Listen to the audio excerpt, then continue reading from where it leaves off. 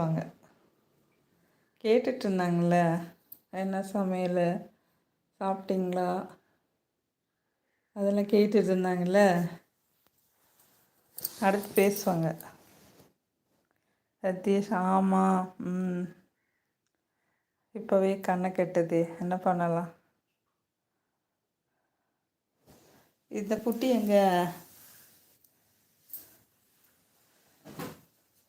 துடைக்க விட மாட்டேன்ருச்சு. துண்டை எடுத்துகிட்டு போனால் வெளியே ஓடுது. எங்கே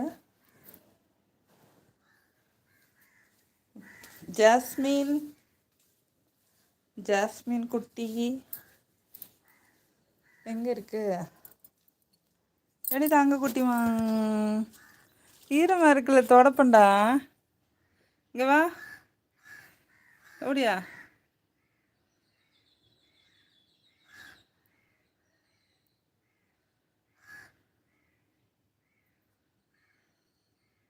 வா, நல்லா ஈரமாக இருக்குங்க, வா வா துடைக்கலாம். ஜாஸ்மினை பார்த்தீங்களா? சுஜா சிஸ்டர், ஓடியா கீழே இறங்கி வந்துடு.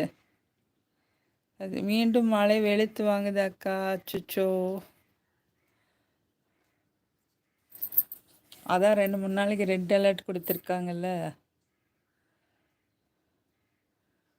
வேறு என்ன பண்ணுறது. மனுஷங்களாம் இப்படி இருந்தால் இயற்கை அப்படி தான் இருக்கும்.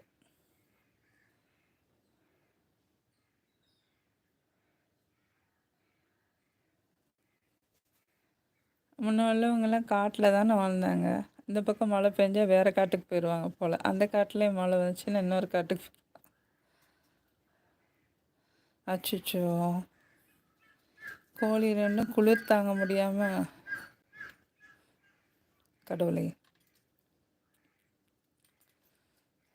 கோழி குளிர் பொத்துக்காது.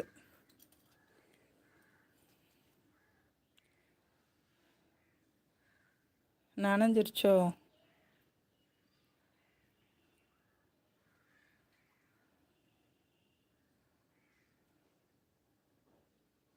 மழை பெஞ்சாலும் இந்த மாதிரி இருக்குது, பெய்யலைனாலும் தண்ணி கஷ்டமாயிருமோன்னு இருக்குது.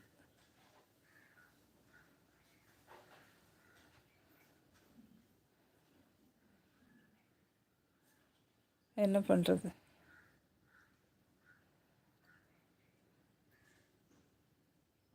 ஆட்டுக்குட்டி கொடுத்துட்டேன் இருந்தால். அச்சோ, ஏன் ஆடும் குளிர் தாங்காதா? ஆடு வளர்த்ததில்லை நான்.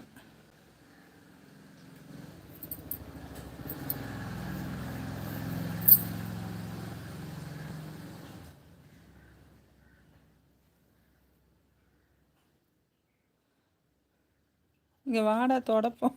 அங்கே பாருங்க எப்படி பெல்ட்டி அடிக்க போறியா?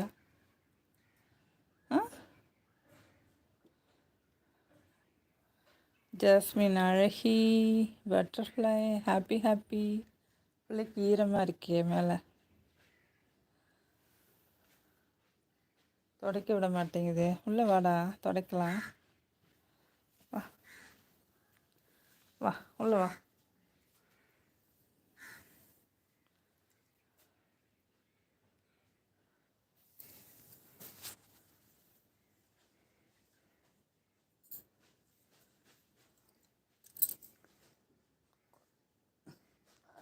ஆடு செத்துரும் அக்கா, குளிருக்கு வலிப்பும் வரும். அப்படியா? எல்லா ஜீவராசிகளையும் வளர்க்குறதெல்லாம் பெரிய விஷயந்தான் போல். போங்க. ஆடு மாடு வளர்க்குறவங்களெல்லாம் கோயில் வச்சு தான் கும்பிடணும், பராமரிக்கணும்ல. பூனைக்கு ஜாலி தான், அதுக்கும் குளிர், ரொம்ப குளிர் ஒத்துக்காது. உள்ளே போய் உட்காந்து படுத்துக்கிறோம். நேற்றுலேருந்து வெயிலே பார்க்காதனால கொஞ்சம் வெயில். நேற்றுக்குள்ளே மழை தூறல் விழுந்துகிட்டே இருந்துச்சு. அப்படி கொஞ்சம் கொஞ்சமாக மேலே போயிட்டே இருக்காதுங்க, கீழே வந்துடு குட்டிமா. நோனோ, கீழே வந்துடுங்க. ஓடி